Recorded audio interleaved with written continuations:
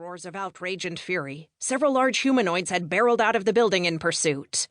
Shaggy and built like small ogres, they were dressed in crude leather armor. They roared louder when they discovered it was still daylight and the sun hurt their eyes.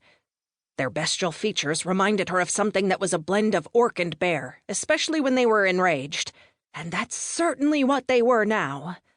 The sunlight made them even angrier, but they hadn't given up. She wrinkled her nose as their stench wafted after the fleeing mercenaries. "The spell worked, didn't it?" she argued, and their company leader rolled his eyes. "Right up until you stuck your hand up the witch doctor's butt!" He pulled her forward. "I did not!" Kaylin protested as they leapt another pile of rubble in tandem. The carts were a short distance ahead, and the rest of the company was busy loading their sacks of pilfered treasure into the back. "It was his pouch!" She resisted the urge to wave the scrolls at him in case she lost her hold on them. "Like that's any better!"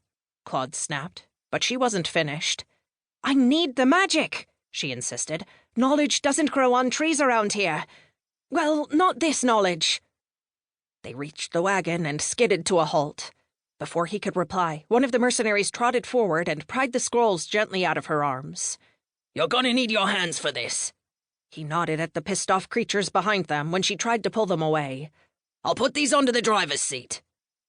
Reassured, she relinquished them into his hands, but didn't miss the pat Claude laid on the man's shoulder. She wasn't that difficult to deal with, damn it! "You need to keep that drakeling of yours under control." Their leader growled his irritation. "I don't care how much he thinks he's a dragon." The drakeling in question chose that moment to swoop in and twittered in alarm as he alighted on the wagon near the reins. "And now he thinks he can drive a wagon," Claude added. Kaylin turned to look in the direction the creature had come from, and his warning rattled through her head. "They're coming! A horde of them!" he sent, and reinforced the message with a picture of 20 of the large, shaggy humanoids racing through the ruins after them. "He was worried I was being crushed," she retorted in defense of her dragon. "You were being crushed," one of the other mercenaries retorted sharply as he helped to load another chest into the back of the wagon. Several of the team laughed. "Well, you wouldn't have been if you'd stuck to the plan," Claude rumbled, and positioned himself in front of her. He held his blade in one hand and pushed her back with the other. Angry bellows bounced off the surrounding walls, and she was sure the ruckus could be heard even from as far away as the rest. "At least they'll be ready to open the gates," she stated, as the first bugbear lurched into the street behind them. "We've got to get to the rest first," Claude all but snarled, as several mercenaries filled the space between them and the oncoming monsters. "Honestly, what in all the hairy hells was your lizard thinking?" "That a flame up the skirt was the best way to get their shaman to get off me?"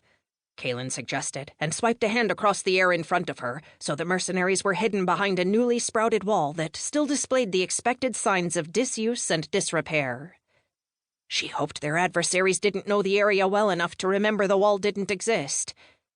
After a glance behind them to see the mercenaries still struggling to get their treasure into the wagons, she looked around for something that might distract their angry pursuers.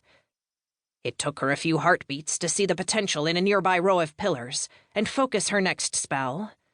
This one would be a little more difficult, not least because she needed to maintain light contact with her wall illusion to maintain it. "Shalana Evek," she murmured as her hands moved through the motions of a slightly more complex illusion. "Damn, girl," the team leader murmured as the pillars shuddered, then rippled into the forms of several mercs, including Claude and herself. A carefully directed series of fire and lightning orbs assisted the illusion, and the bugbears turned toward the columns with cries of rage. The captain shifted his arm and slid it around her waist to steady her as he pulled her back. "That book was a good investment," he muttered. "How do you think I got that many of them to fall asleep?" she retorted as Wivra flew into the pillars. "Elven techniques help to extend what a usually useless spell can do." Her hands continued to move as she spoke, and the pillar mercenaries began to retaliate. That was harder to coordinate, and for a few moments she was lost in the spell. It was effort well spent, though, and the dragonette's presence helped to strengthen it. She hoped Wivra didn't take on more than he could chew. He might be a real, albeit somewhat malnourished and stunted dragon, and not the drakeling he appeared to be. But he was still fairly young and could still be hurt. It was something he tended to forget in the heat.